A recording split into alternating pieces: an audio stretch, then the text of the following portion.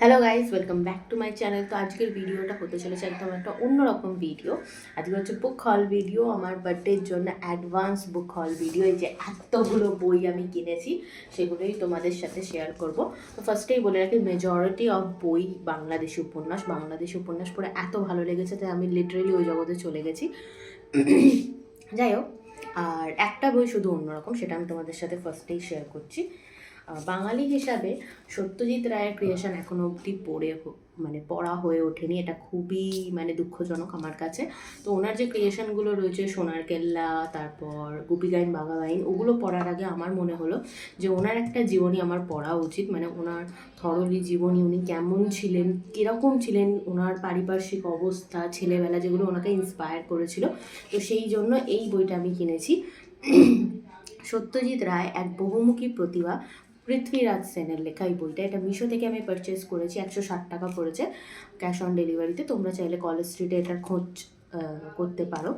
এই একটা বইয়ের মধ্যে না A to Z সব দেওয়া রয়েছে। যারা সত্যজিৎ রায় সম্পর্কে বেসিক জানতে চাও, দেশ, কাল, সমাজ, পরিবেশ, পরিবার, গোড়ার কথা, সত্যজিৎ গড়পাড়ের শৈশব, জন্মস্থান ভবানীপুরে, বাল্য কৈশোর, শান্তিনিকেতনের বিখ্যাত গুণী ব্যক্তিদের সান্নিধ্য, কর্মজীবন, সঙ্গীত ভাবনায় সত্যজিৎ, লেখক সত্যজিৎ, অনুবাদক সত্যজিৎ, পরিচালক সত্যজিৎ। তো এভরিথিং তোমরা A to Z এই বইটাতে পেয়ে যাবে।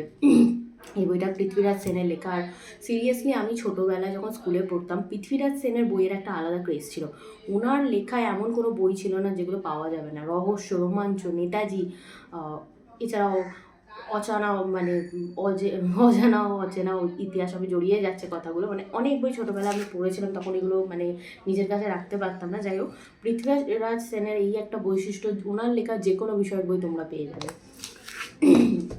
নেক্সট যে বইটা আমি কিনেছি, এখানে যে কটা বাংলাদেশি উপন্যাস রয়েছে আমি সব মিশো থেকে পারচেস করেছি। কিছু আমি কলেজ স্ট্রিটে গিয়ে কিনিনি, কারণ মিশোতে প্রচুর সেল দিচ্ছিল, তো সেই কারণেই কিনে নিয়েছি। তোমাদের সাথে সেগুলোই শেয়ার করি। একটু ঠান্ডা লেগেছে তাই বারবার গলা ঝাড়া দিচ্ছি। তো যে ফার্স্ট বইটা কিনেছি সেটা হচ্ছে অনুপ্রভা মেহরিনের লেখা টেরিবল। হ্যাঁ, এটা খুব বিখ্যাত বাংলাদেশি উপন্যাস, থ্রিলার রোম্যান্টিক টাইপের যতটা শুনেছি। তো এটা পড়ার খুব ইচ্ছে ছিল। একদম অরিজিনাল বই এসছে মিশো থেকে, দেখতেই পাচ্ছ, সঙ্গে বুকমার্ক। নেক্সট হচ্ছে ডিসেম্বরের শহরে বাই সবুজ আহমদ মুরসালিন, এই বইটা। এটা অরিজিনাল এসছে, একদম মিশো থেকেই নিয়েছি, আমি পারচেস করেছি। এর সাথে বুকমার্ক আর প্রিয় নীলার যে চিঠিটা সেটাও পেয়েছি। একদম অরিজিনাল কোয়ালিটির বই, অরিজিনালি বলতে গেলে। তারপর হচ্ছে চিত্রাঙ্গনা, ইশরাত জাহান জেরিন, এই বইটা।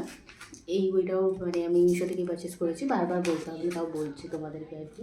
একদম অরিজিনাল বই পেয়েছি।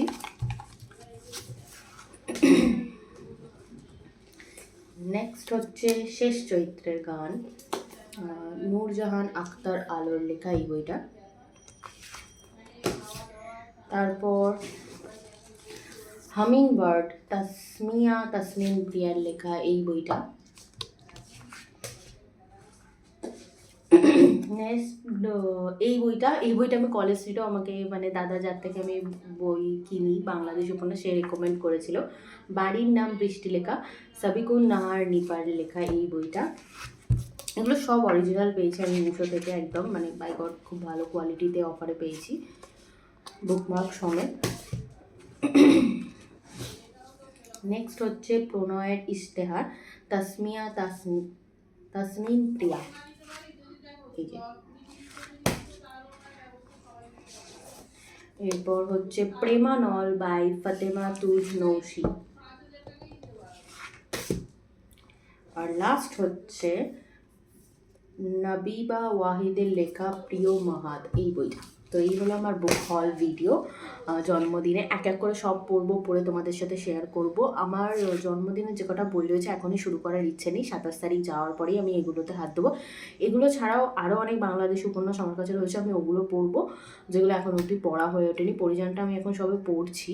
আর এছাড়া ইংলিশ বইয়েরও রিভিউ আসবে, এক্সোডাস সিরিজের অ্যাবভ অল এলস, আর কলিন হুভারের ওমেন ডাউন যে নতুন বইটা বেরিয়েছে, এই দুটো রিভিউ খুব শিগগিরই আসবে। আর ফ্রেডা ম্যাকফাডারের বইয়ের ভিডিওগুলো খুব শিগগিরই আসবে। তো স্টে টিউন, দেখা হচ্ছে নেক্সট ভিডিওতে।